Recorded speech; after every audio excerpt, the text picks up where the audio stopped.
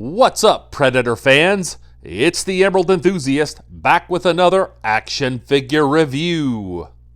This time I'll be looking at the NECA Ultimate 100th Edition figure of the Alpha Predator. Let's have a look at the packaging. We get the Predator font on the front and some really cool artwork of the Alpha Predator. And of course, this says 100th edition figure. On the top, it says Predator, Alpha Predator. There's product information on the bottom. We get this multicolored Predator font on each side of the packaging. And once again, it says Alpha Predator. The back features multiple product shots as well as this brief bio of the Alpha. The front flap of the package opens to reveal the figure within. And we get this really cool action shot of the Alpha Predator on the inside of the flap. Here's a close-up of that bio. If you would like to read this, just hit pause and do so now. The composition of the packaging is busier than some other Ultimate Predator figures because there are so many accessories and some of them are considerable in size. And with no further ado, now it's time to bust open this package and see what's inside.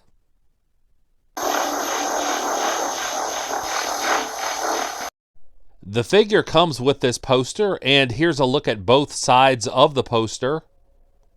The front features this artwork of Kael, the first hunter who led the uprising of the Hish.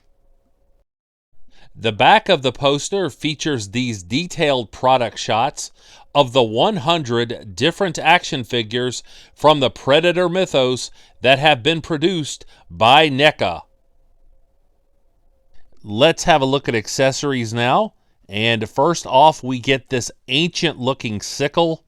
There's plenty of detail on this. We get a forerunner to the shuriken. And this looks very sharp and intimidating. Next up, we get these primal blades. And as you can see, all of this looks like it has been made from bones. And here we get this primal spear. The story here is that the Alpha made his armor from the exoskeleton of an Amengi, which is the race that had enslaved the Hish, who were the ancestors of the Yautja. And the figure comes with two sets of hands. And here we see a set of gripping hands. And the skin on this figure is very attention-grabbing. I'll talk more about that later in this review. The figure also comes with a pair of fists. And all of these hands are on hinged pegs, as you see here. And here we see the mask. And this is actually based on the original discarded design for the Jungle Hunter's mask. So that's a cool little piece of the franchise's history. And here we see the Alpha Predator free of the box and ready to lead the Hish Q10 against the Amengi. This figure is very unique in terms of appearance. There is a great deal to like here. However, there are some articulation issues. So let's take a closer look at the loose details now. Let's have a look at the lower body now. And the sculpting on all of this bone armor is outstanding. This is certainly a much more primitive look when it comes to armor than we're used to seeing with Predator figures. Most of what we're seeing here is a deep bronze color. And you can even see these straps underneath the feet, so that is an impressive detail. The loincloth is much more pliable in terms of material, so I do appreciate that. The motif of this being the exoskeleton of another being has been executed very well throughout the figure. By the way, this piece on the waist is a separate piece, and you can see that here. But look at this finish on the skin. It's almost like bioluminescence, and that's very eye-catching. Let's have a look at the torso now. And you can see that the chest and abdominals look like they're encased in this giant rib cage. And the sculpting on this is excellent. There is movement here. These are separate pieces. They're not sculpted onto the torso. And I appreciate the way that that looks. And even with all of this armor, you can still see the musculature of the alpha underneath. And lots of detail on the skin. This figure is a little top heavy, and that's due in no small part to how bulky this primitive armor is. So it's important to make sure that your figure is posed properly so it doesn't fall over on your shelves. Let's have a look at the arms now, and I am thoroughly impressed by the work that NECA has done here. They were able to keep the usual Predator visuals, but they were able to use these bones and straps to simulate things that are usually technological features. And you can see all of the details on this skull. That is just amazing work. That looks very realistic. And this bone gauntlet actually extends. I would be careful with this. It does feel like it could be a little fragile if you do this too often, but I think that's a very innovative feature for this figure. I really appreciate the idea of this being a forerunner to the extending double blades of the Yautja forearm gauntlets. Now, this shoulder armor, as intricate as it looks, it does hinder the articulation of the arms, and I'll talk more about that in just a minute. Let's have a look at the head sculpt now, and this is impressive in many ways.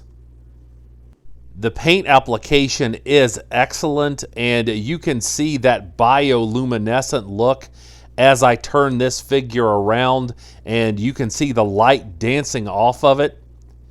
It looks like NECA used a combination of an ivory paint as well as pinks and yellows to achieve the look that we see here, and it's just very eye-popping.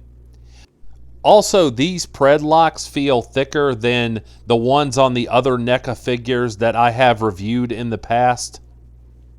My only issue with this head sculpt is that it's hard to see the eyes. There actually is some paint in there, but it's difficult to see due to the size of the sockets. Now let's look at how some of the other accessories fit on the figure. And you can actually reverse the direction of this gauntlet and port this giant fang into the bottom of it, and that looks really threatening. Here is the figure with the gripping hands, the shuriken, and the spear. I've also seen some collectors take one of the fangs and port it into the opposite gauntlet. Now, this is not a perfect fit, but it will stay in place. And here's the figure holding the sickle and wearing the mask. And even though I don't intend to display my figure with the mask, it's still very attention-grabbing. Now let's have a look at the articulation. And the foot moves backward and forward at the ankle joint. It's limited somewhat by this armor piece. There are double jointed knees, and that will allow you to get the figure into a really deep running pose. So I am thankful for that. However, once again, the armor limits the figure from kicking forward, and that is true on both legs, as you can see demonstrated here. The legs can articulate out to the sides this much, but this is the point where I start to feel resistance, so I don't want to press it any further. However, you can get the figure to step back, and I appreciate that. There's minimal waist pivoting, and the armor hinders the upper torso joint, as you can see. Although you can still swivel the upper torso fairly well. There's rotation at the wrists, And you can move the hands backward and forwards on the pegs. You can articulate the elbows to this degree, and there's also a bicep swivel, so I'm very thankful for that. That gives you posing options.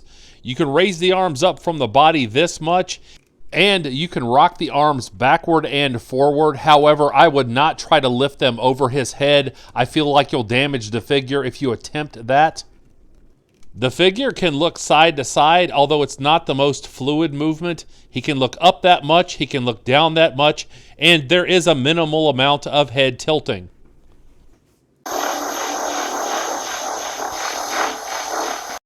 Like and subscribe if you enjoyed this review, and please tell all of your friends about this channel. I would certainly appreciate it. And I'll be back with more Predator content soon. But until we meet again, this has been the Emerald Enthusiast, and thanks for watching.